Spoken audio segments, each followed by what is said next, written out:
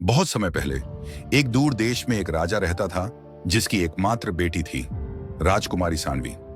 सानवी सिर्फ सुंदर नहीं थी, बल्कि उसकी बुद्धिमानी और दयालुता पूरे राज्य में मशहूर थी।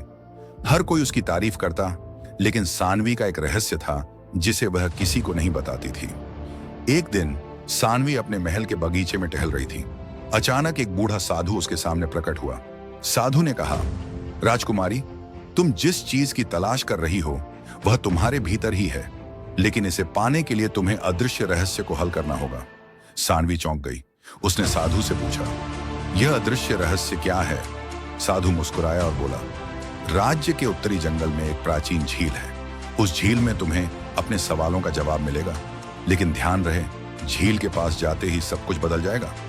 उस रात सानवी ने अपने गहने उतार दिए, सादा कपड़े पहने और चुपचाप महल से निकल पड़ी।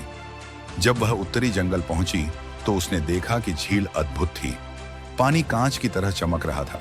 जैसे ही उसने झील को छुआ, एक अदृश्य आवाज गूंजने लगी, अपने भीतर झांको, जो तुम खोज रही हो वह तुम्हारी पहचान है।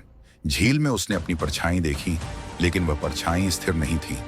उसमें कभी एक बहादुर योद्धा दिखता, कभी एक दयालु रानी।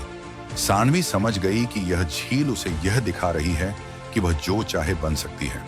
लेकिन तभी एक खतरनाक तूफान उठा। झील की आवाज फिर गूंजी, अगर तुम अपनी पहचान को अपनाना चाहती हो तो डर का सामना करो। सानवी ने साहस दिखाया और झील के बीच में कूद पड़ी।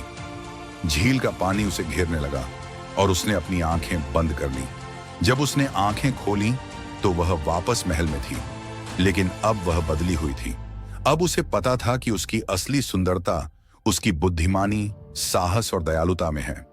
उस दिन से सानवी ने राजा के साथ राज्य की जिम्मेदारियां संभालनी शुरू कर दी। उसने अपने राज्य को न केवल समृद्ध बनाया, बल्कि हर व्यक्ति को सिखाया कि असली सुंदरता और ताकत उनके भीतर है।